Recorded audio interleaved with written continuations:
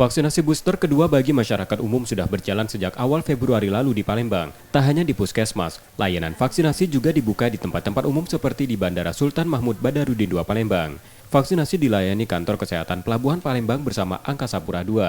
300 dosis vaksin jenis Pfizer disiapkan yang diperuntukkan calon penumpang yang akan berangkat. Gerai ini akan dibuka selama sepekan di check-in area Bandara SMB 2, bertujuan mempermudah masyarakat memperoleh vaksin baik dosis booster kedua maupun pertama. Kalau per hari itu mungkin animo masyarakat rendah ya untuk vaksin ini. Kadang itu habis hanya 2 vial sekitar untuk 24 orang.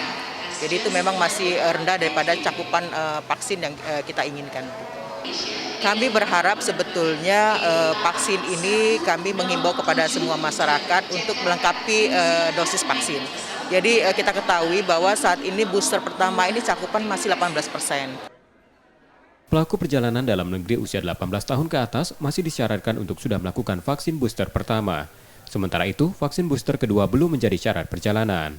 M. Rizky Nurmizan, Kompas TV, Palembang, Sumatera Selatan.